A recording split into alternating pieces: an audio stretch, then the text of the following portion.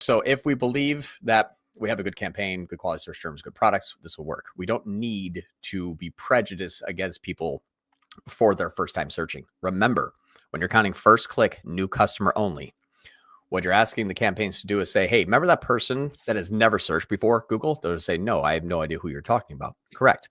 Now, when they search for the first time, your one piece of data, the first search, the only thing, you got to be so good as to predict if they're going to at least 2x or 3x your conversion. That's impossible to do. No one knows the prediction of what a person is going to do from only having evidence of their first move. Google watches traffic for days, weeks on end, and then say, I believe these people are going to convert.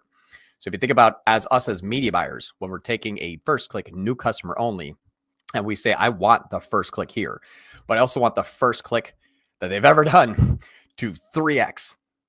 All it does is just tank spend it or struggle to try to find other audiences that are not first click, which it can't because it's optimizing for the first click. So we know what that time lag is in reality based on the differences between cash and accrual accounting models.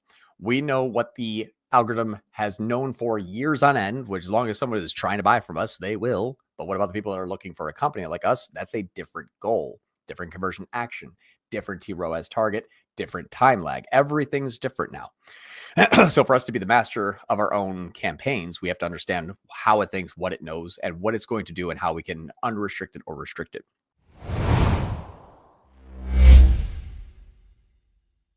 I want to cover something that it's actually working with the consultant on this account. And the consultant didn't quite understand how the tROAS goals affect the campaigns. And so after some time of letting the consultant dictate things for a little while, I said, hey, can you mind if I try it a way that I'm familiar with and I'm used to? And this is it's in a different agency and it's a new client and they have a consultant, and this company went down 50% this last year.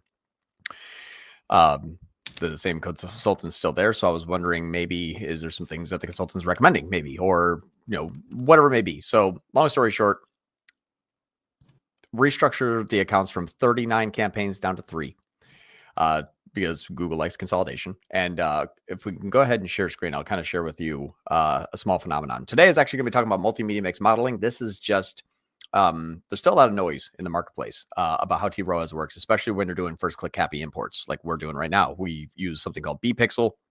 And so all of our conversion value is all new customer only. When you're counting new customer only, your tROAS targets are half, maybe less than half of what you're used to. Go ahead. Question. What is bpixel? Rebranded AOS, basically. Okay. Yep. With some things that are added on there that are proprietary to what we call DX, which is a whole data suite that we have at Adesium. So it's kind of like a suite of services. Okay, so this is edge-based CAPI import still. Yep, same exact thing. Gotcha. So when you're talking about edge-based CAPI imports with a tROAS target, you have to remember that your tROAS target in a campaign may have been counting new and returning traffic from Google and from not Google. That was actually some of my speeches that were about is this part right here. Everyone's familiar with this. I just basically backed by popular demand, more paint, because I basically was doing a presentation out of paint. But remember, all of your website traffic is coming in from all different areas. And then you got meta remarketing on top of it. And I think I messed the slide up, but you should have said Google remarketing. I just accidentally deleted a slide when I was doing it earlier. But replace that with Google, and that's the same thing. Google's remarketing, which is always its bidding strategy. tROAS does remarketing. It's an RLSA, but it's a remarketing list for search ads. It is remarketing. Absolutely. We've proven that time and time again. Now, when you're talking about first click, new customer only, you have a time lag. And that time lag is probably not aligned with the bidding strategies time lag, which means if we're looking at a time lag in an account, which I don't even know if I have a time lag in this one here, but time lag in this account's about 11 to 12 days. They're kind of expensive. And they're, $300-$400 pieces of clothing. Side note on that. How did you figure out the time lag for people that don't know how?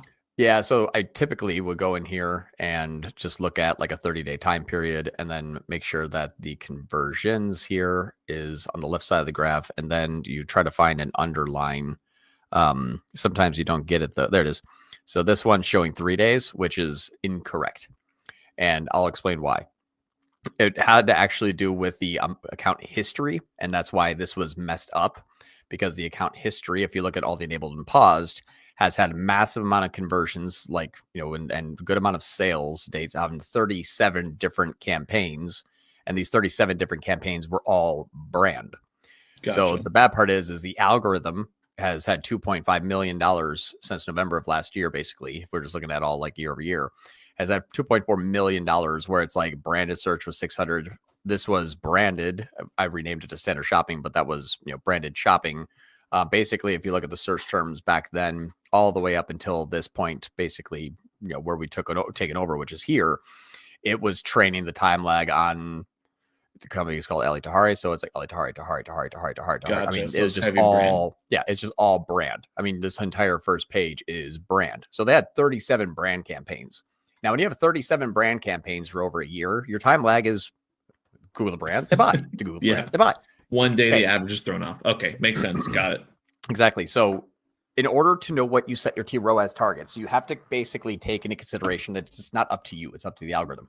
So you have to identify what was accounting before, why, what do I need it to count, and then how do I adjust the tROAS? So in this situation, a lot of brand, short time lag. My tROAS adjustments are going to think that if I get a click, I better get a sale in 3 days. If not, my tROAS target isn't met and the campaign reacts violently, typically by tanking spend.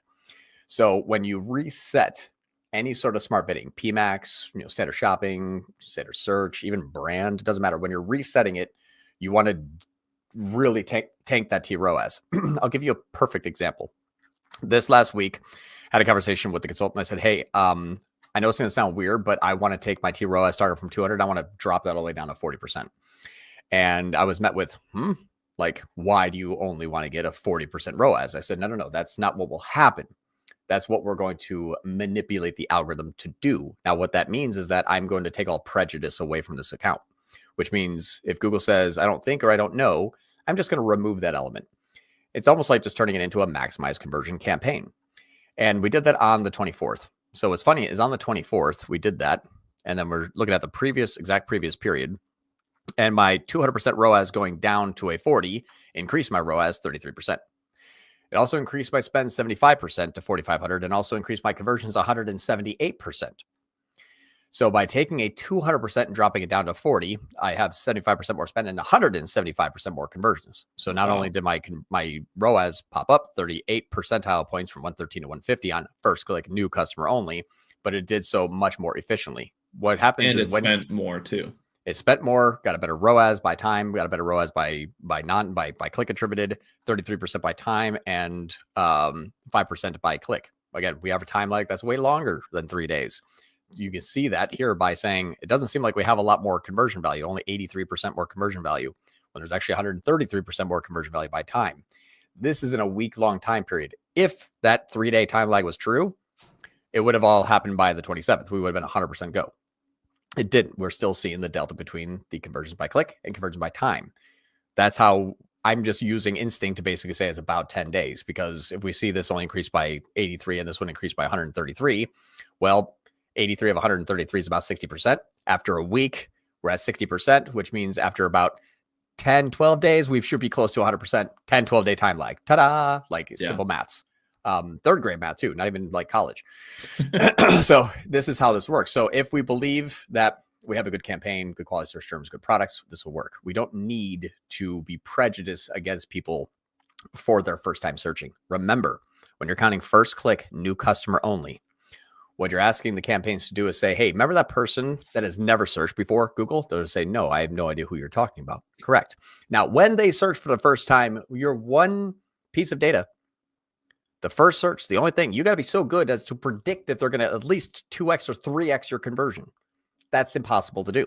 No one knows the prediction of what person is going to do from only having evidence of their first move. Google watches traffic for days, weeks on end, and then say, I believe these people are going to convert. So if you think about us as media buyers, when we're taking a first click, new customer only, and we say, I want the first click here, but I also want the first click that they've ever done to 3x.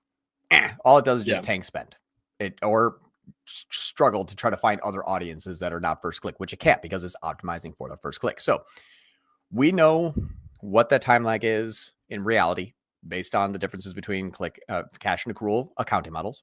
We know what the algorithm has known for years on end, which as long as someone is trying to buy from us, they will. But what about the people that are looking for a company like us? That's a different goal, different conversion action, different tROAS target, different time lag. Everything's different now. So for us to be the master of our own campaigns, we have to understand how it thinks, what it knows, and what it's going to do, and how we can unrestrict it or restrict it. So when you're using first click happy imports, it's 100% different than what not only Google knows, but also maybe your thought process as well, which kind of rolls into the next point of MMM. So let's dive in there.